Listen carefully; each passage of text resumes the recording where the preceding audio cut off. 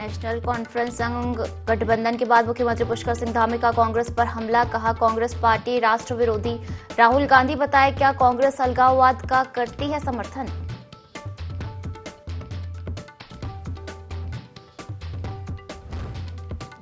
मुख्यमंत्री पुष्कर सिंह धामी ने एक पेड़ मां के नाम अभियान के तहत देवदार का पौधा लगाया। गैरसैंण में वृक्षारोपण अभियान को सराहा, कहा प्रदेश भर में व्यापक स्तर पर किया गया वृक्षारोपण।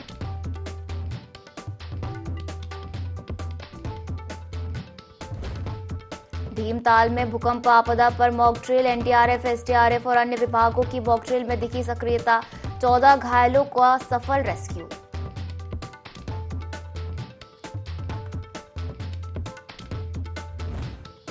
पहाड़ों पर हो रही बारिश के बाद उफान पर गंगा। हरिद्वार के भीमगौड़ बैराज में वार्निंग लेवल से ऊपर पहुंचा जलस्तर, निचले इलाकों में बाढ़ का अलर्ट जारी।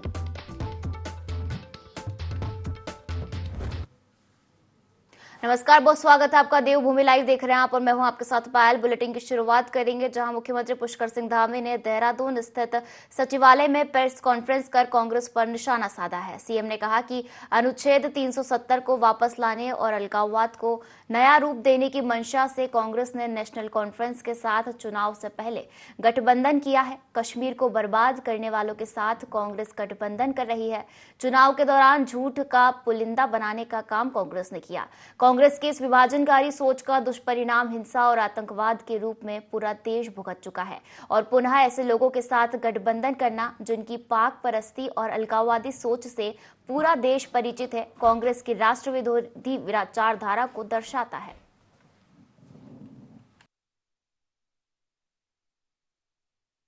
विधानसभा के सत्र में भी गैरसैंण भराड़ीसैंण में आप सभी मित्रों से वहां भी मिलना हुआ और बहुत सारे विचार बिंदु भी आपस में हम सब लोगों ने साझा किए हैं।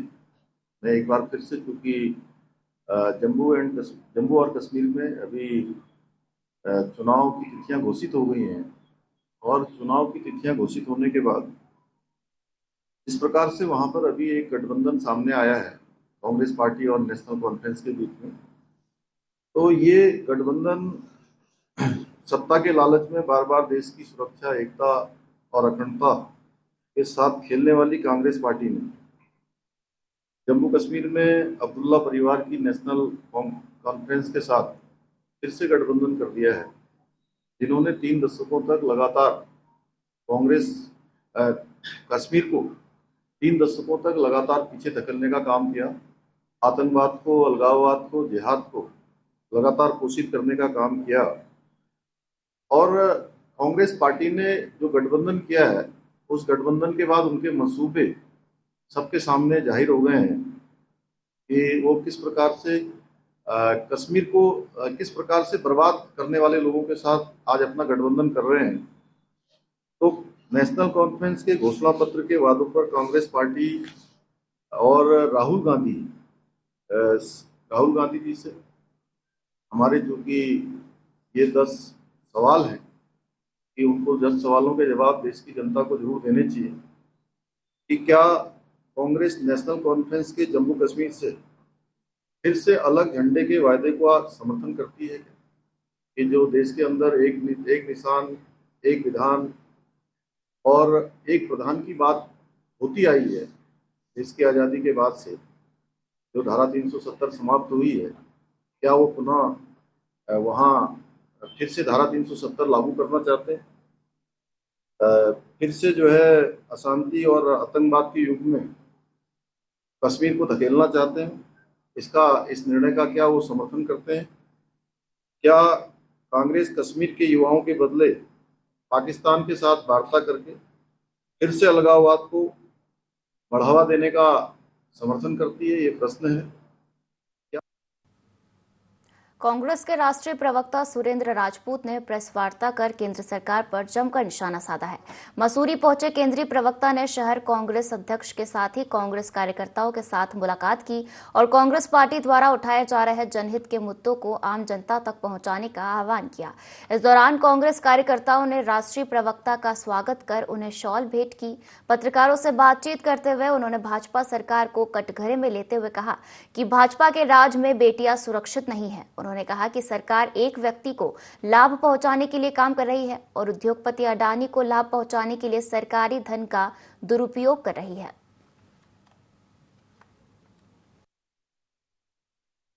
तरीके से देश के सारे संसाधनों पर एक व्यक्ति विशेष का, क्रॉनिक कैपिटलिस्ट का कब्जा होता जा रहा है।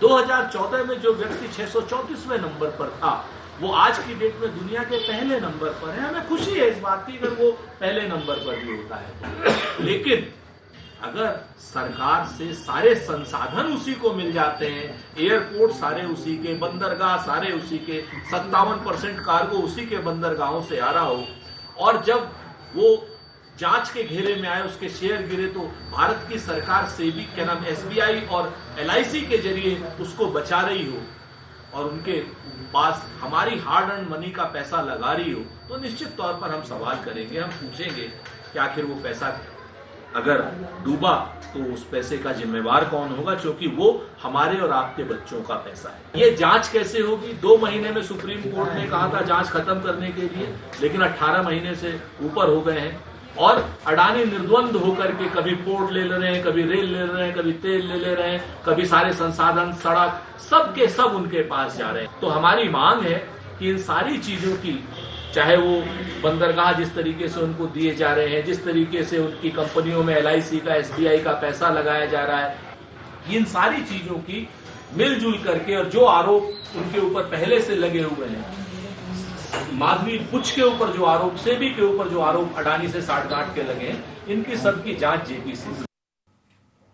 मुख्यमंत्री पुष्कर सिंह धामी ने गैरसैंण में विधानसभा सत्र को लेकर कहा है कि आने वाले समय में गैरसैंण में होने वाले सत्रों की संख्या बढ़ाई जाएगी। साथ ही पत्रकारों और पुलिस के जवानों के रहने की व्यवस्था विधानसभा क्षेत्र के अंदर की जाएगी, जिसके लिए भवन निर्माण के कार्य को शुरू करने की घोषणा मुख्यमंत्री द्वारा कर दी गई है। बता दें कि विपक्ष हमेशा सरकार पर गैरसैंण में विधानसभा सत्र कम होने का आरोप लगाता रहा है।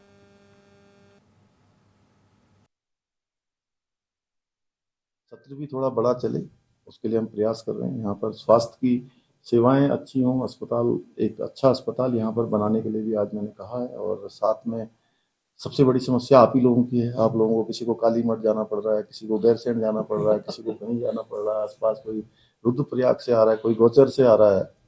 तो अब आप लोगों के लिए यहाँ पर एक बड़ा भवन, अच्छा भवन एक बनाने का मैंने घोषणा की थी। और एक घोषणा नहीं है, मैं तो हमारे महानिदेशक सूचना आयुक्त जी यहाँ पर बैठे हैं, सूचना आयुक्त, महानिदेशक सूचना, तो आपको मैं अभी यहीं पर से अब तुरंत हमारे ये सत्र आज समाप्त हो गया है, सत्र के समाप्त होते ही इसकी कार्रवाई तत्काल प्रारंभ हो जाए।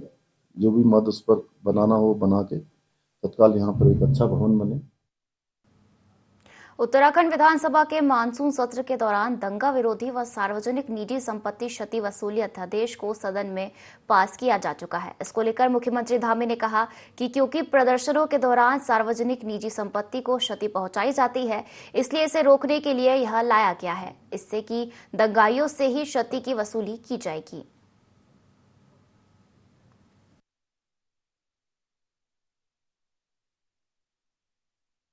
हल्द्वानी में 8 फरवरी को घटना हुई थी बनबुलपुरा क्षेत्र में, जहाँ पर प्रशासन के लोगों को, पुलिस के जवानों पर और विशेषकर महिला पुलिस पर और आप ही जैसे सभी पत्रकार भाइयों पर जो वहाँ पर कवरेज करने के लिए गए हुए थे, उन पर जानलेवा हमला हुआ, उपद्रव किया गया, तोड़फोड़ की गई और बड़ी एक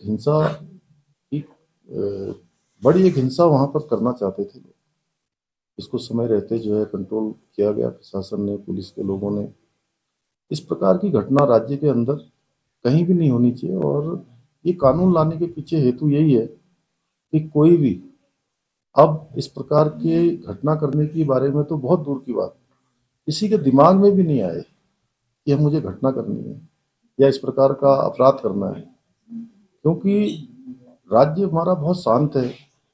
राज्य के अंदर सभी लोग एक दूसरे के साथ बहुत प्रेम पूर्वक रहते हैं, आपस में भाईचारे के साथ रहते हैं, बड़ा सौहार्दपूर्ण, प्रेम पूर्ण यहाँ व्यवहार रहता है सबका एक दूसरे के साथ। तो उत्तराखंड के अंदर, देवभूमि के अंदर इस प्रकार की चीजें बिल्कुल भी स्वीकार योग्य नहीं है। इसलिए हम ये कानून लेकर आए हैं कि अब कोई भी दंगा करेगा, उपद्रव करेगा, तोड़फोड़ करेगा, आगजनी करेगा, संपत्तियों को नुकसान पहुंचाएगा, तो उस संपत्तियों की नुकसान की भरपाई की एक एक पाई की कीमत उसी दंगा करने वाले से वसूल। मुख्यमंत्री पुष्कर सिंह धामी ने गैरसैंण में आयोजित विधानसभा के मानसून सत्र के सफल आयोजन के लिए श्रमिकों, शासन व प्रशासन के अधिकारियों एवं कार्मिकों को धन्यवाद दिया। उन्होंने भराड़ीसैंण में आम जनता से भेंट कर जन समस्याएं सुनी तथा अधिकारियों को समस्याओं के समाधान के आवश्यक निर्देश दिए। मुख्यमंत्री ने मानसून सत्र की समाप्ति के बाद मुख्यमंत्री आवास भराड़ीसैंण में विश्राम किया। उन्होंने क्षेत्रवासियों को गैरसैंण के विकास का आश्वासन देते हुए कहा कि भराड़ीसैंण में वर्ष भर विभिन्न कार्यक्रमों का आयोजन किया जाएगा। साथ ही ग्रीष्मकालीन राजधानी के अनुरूप गैरसैंण क्षेत्र के अवस्थापना सुविधाओं का विकास किया जाएगा।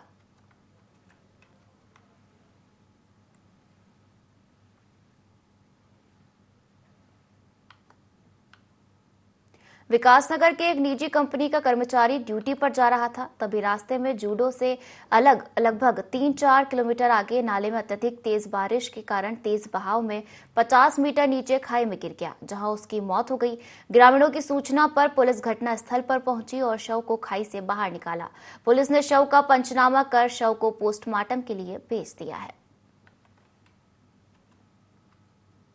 वेल्डिंग का काम करने वाले कर्मचारी की कल रात्रि ड्यूटी थी, आज 8 बजे से लेके वो घर से 7:45 बजे निकले थे, तो तेज़ बारिश हो रही थी। ऊपर से रैप्टा आने की वजह से वो मई मोटरसाइकिल के बह गए नीचे, काफ़ी 50 मीटर नीचे खाई में गिर गए और सुबह उनको देखा तो उनकी डेड बॉडी ऊपर लाए, पंचनामे की कार्रवाई की गई है और उनके परिजन भी वहीं हैं, अपनी बीवी बच्चों के साथ रहते थे वहाँ पर।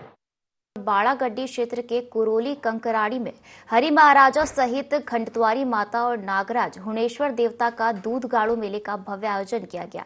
इस मौके पर ग्रामीणों की ओर से लाए गए करीब 160 लीटर दूध से देवता के पशुओं ने स्नान कर क्षेत्र सहित अच्छी फसलों की खुशहाली के लिए आशीर्वाद दिया। देखिए इस मेले पर की भव्यता पर खास रिपोर्ट।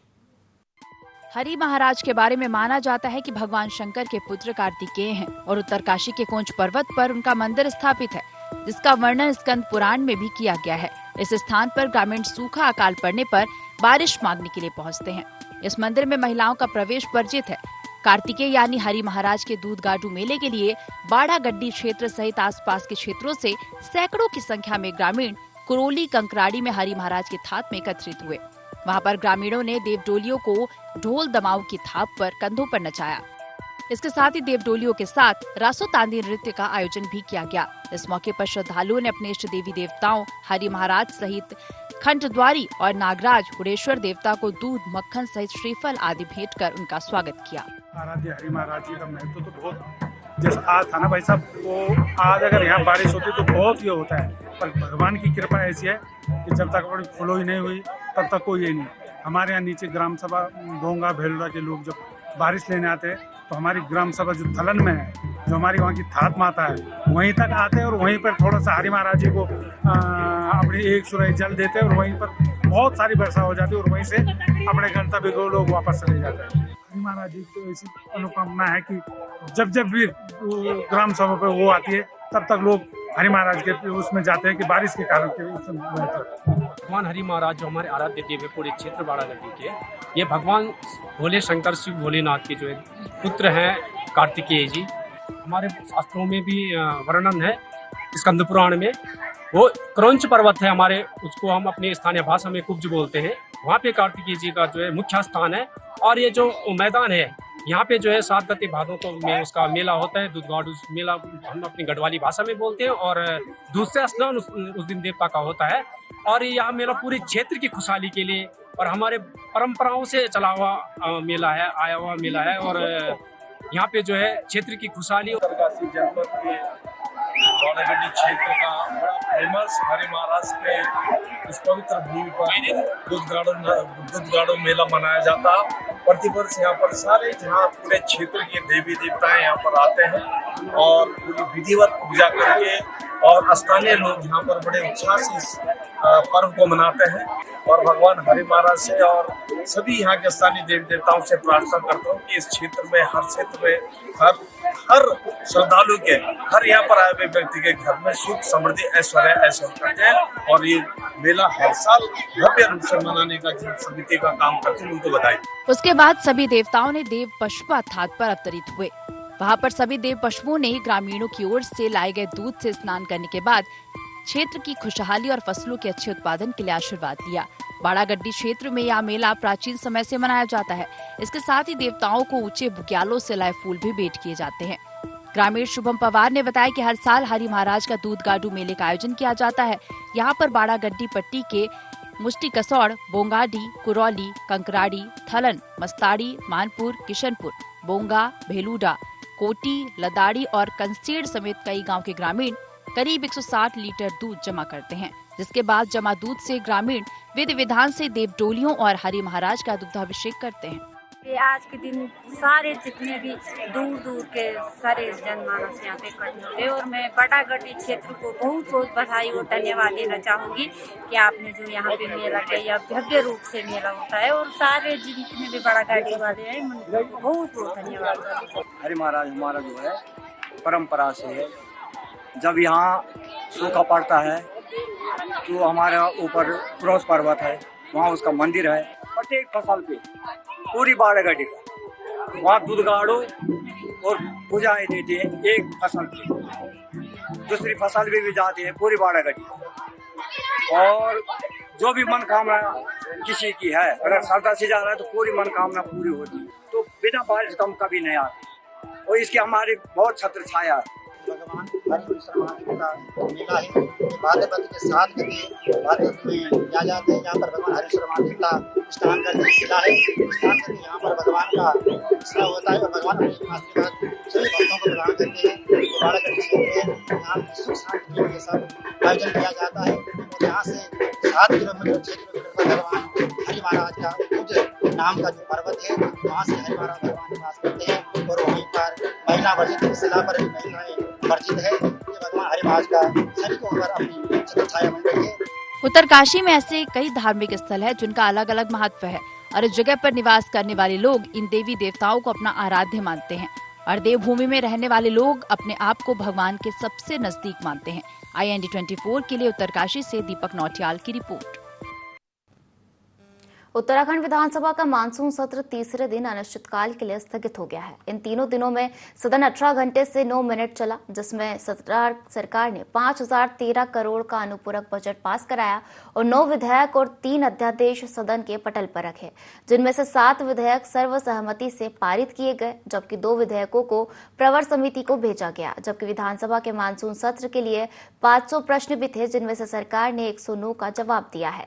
मुख्यमंत्री पुष्कर सिंह धामी ने कहा कि सत्र बहुत ही सकारात्मक रूप से चला और अगर विपक्ष जल्दी ना करता तो सत्र और भी चलता। सदन के अंदर प्रदेश के विकास के लिए जो महत्वपूर्ण नीतियां बननी थी या जो भी कार्यक्रम आगे चलने हैं, उन सब पर चर्चा हुई और बड़ी सकारात्मक रूप से चर्चा हुई। आज अच्छा होता कि पूरा सदन चलता और विपक्ष के साथी थोड़ा जल्दी नहीं करते तो और चर्चा होती और भी महत्वपूर्ण विषय थे जिन पर एक स्वस्थ चर्चा होने के बाद निश्चित रूप से किसी न किसी नतीजे पर पहुंचते। मैं समझता हूँ कुल मिलाकर सदन अच्छा चला, सत्र अच्छा हुआ है और अनुपूरक बजट आया है। अनुपूरक बजट ये सामान्य बजट जो हमने मार्च में राज्य के लिए प्रस्तुत किया था, उसी बजट की पूर्ति के लिए ये बजट था। और कुल मिलाकर जो ऋण धीरे धीरे हमें घटाना है, उस दिशा में भी हम काफ़ी अच्छी प्रोग्रेस कर रहे हैं। पिछले अगर 2-3 सालों का देखेंगे तो दुगना हमने ऋण जो है वापस करने का काम शुरू किया है और राजस्व बढ़ाने पर हमारा मुख्य फोकस रहा है।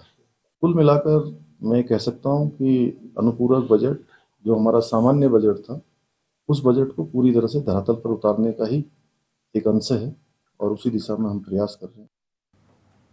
पिथौरागढ़ में भूकंप आने का मॉक ड्रिल किया गया। मॉक ड्रिल में एनडीआरएफ, एसडीआरएफ, फायर 1, लोनीवी स्वास्थ्य विभाग, पुलिस प्रशासन, आईटीबीपी ने प्रतिभाग किया। मॉक ड्रिल के दौरान लीलावती पंत राजकीय इंटर कॉलेज के 2 मंजिला भवन से 14 घायलों का रेस्क्यू किया गया, जिनमें 2 गंभीर घायलों को एम्बुलेंस के द्वारा चिकित्सालय में भेजा गया तथा 12 घायलों का प्राथमिक उपचार स्टेजिंग एरिया विकास भवन भीमताल में किया गया और फंसे लोगों को एनडीआरएफ व एसडीआरएफ की टीमों द्वारा सुरक्षित स्थानों पर पहुंचाया गया। स्टेजिंग एरिया विकास भवन में खाद्य विभाग द्वारा पीड़ितों को राशन सामग्री वितरित की गई। जिम्मेदारों ने मॉक ड्रिल में नई तकनीक सीखी।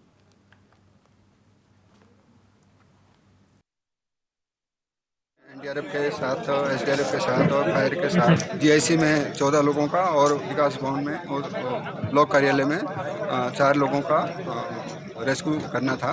वो हमने आज मौका एक्सरसाइज में किया है। एनडीआरएफ की टीम के द्वारा, एसडीआरएफ की टीम द्वारा बहुत अच्छा रोल प्ले किया गया है और हमारी जो डिस्ट्रिक्ट एडमिशन टीम है उनको द्वारा भी अपना अपना रोल जो आईआरएस सिस्टम में जो दिया गया है उसका अच्छा रोल प्ले किया गया है। आने वाले समय में अगर कभी ऐसी कोई घटना होती है, अपनी घटना घटित होती है, तो हम उसके लिए रेडी है। लगातार हो रही बारिश ने हरिद्वार के ग्रामीण क्षेत्रों में विकास कार्यों की असलियत सामने ला दी है।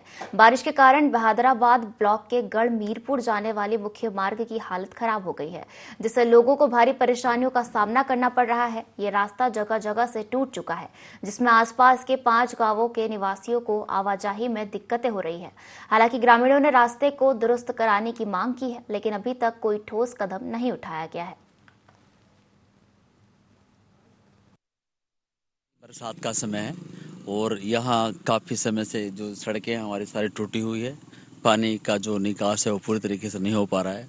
अभी गांव के अंदर जगह जगह जल विद्युत जो डिपार्टमेंट है उन्होंने सड़कें फड़वाई थी पाइप लगाने के लिए, लेकिन वो भी काम पूरा नहीं हो पाया, जिसकी वजह से आम जनता को बहुत परेशानी हो रही है और जगह जगह खड्डे हो रहे हैं, वो भर नहीं पा रहे हैं। आने जाने वालों को बहुत दिक्कतें हैं। कई घटनाएँ हुई है हमारे गाँव के अंदर इस तरह की, जिसमें लोगों की जान भी गई है, हाथ पैर भी टूटे हैं। तो सरकार और ग्राम प्रधान और विधायक जो भी है उनको चाहिए कि इन चीज़ों पर ध्यान रखें और जो समस्या है उनका निराकरण करना चाहिए। जिला विधिक सेवा प्राधिकरण भवन में एक प्रेस वार्ता का आयोजन किया गया। इस वार्ता का मुख्य उद्देश्य आगामी 25 अगस्त को किसान इंटर कॉलेज मुंडलाना विकासखंड नारसन तहसील रुड़की में आयोजित होने वाले बहुउद्देशीय शिविर के बारे में लोगों को जागरूक करना था। सिविल जज एवं जिला विधिक सेवा प्राधिकरण की सचिव सिमरनजीत कौर ने जानकारी दी कि इस शिविर में जनपद के सभी विभाग शामिल होंगे। शिविर का उद्देश्य विधिक जागरूकता बढ़ाने के साथ साथ केंद्र और राज्य सरकार की ओर से संचालित कल्याणकारी योजनाओं की जानकारी प्रदान करना है।